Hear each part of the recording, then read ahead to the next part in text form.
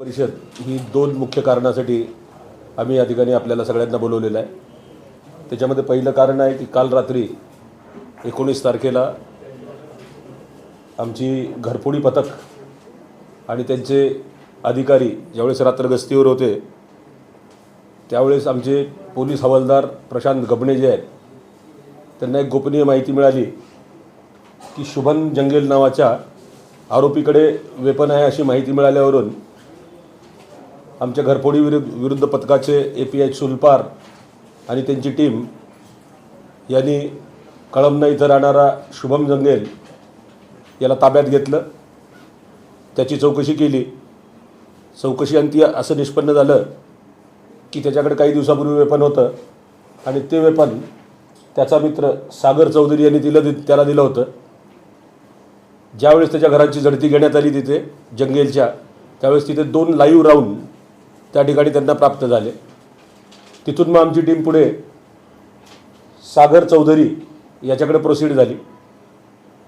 सागर चौधरीने सांगितलं की वेपन होतं माझ्याकडं, विक्रीसाठी ते मला माझा मित्र श्रेयश यादव यांनी दिलं होतं, पण मी कालच ते वेपन श्रेयश यादव याला परत दिलेलं आहे।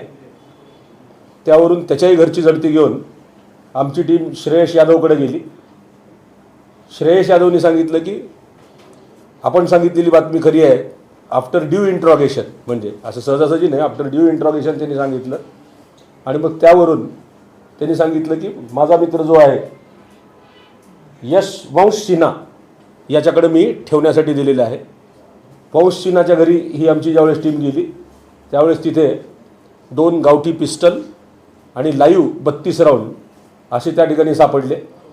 म्हणजे एकूण मुद्देमाल आमच्या टीमने जो जप्त केला तो जप्त मुद्देमालामध्ये 34 लाईव्ह राऊंड आहेत आणि 2 पिस्टल आहेत। 1 महिन्यापूर्वी याच्यामधला यादव जो आहे श्रेयश यादव हा जौनपूर जिल्ह्यात गेला होता, बदलापूर या ठिकाणी। तिथे कोणी नातेवाईक आहेत आणि नातेवाईकाकडून त्यांनी ते वेपन खरेदी केलं होतं। वेपन खरेदी करून जास्त पैशांनी इथे विकावं हा त्याच्यामागचा त्यांचा उद्देश होता। कदाचित यापूर्वी अशा प्रकारचं वेपन खरेदी विक्री त्यांनी केली असल्याची शक्यता नाकारता येत नाही। सध्या आरोपींना आम्ही 4ही आरोपींना कस्टडीमध्ये घेतलेला आहे। आत्ताच पोलीस रिमांड झालेला आहे आणि 7 दिवसाची पोलीस रिमांड कस्टडी त्यांची मिळालेली आहे।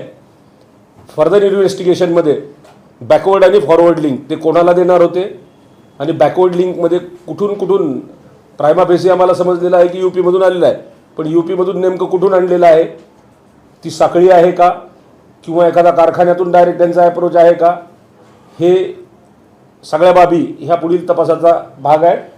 त्या बाबतीत आम्ही पुढील तपास करणार आहोत।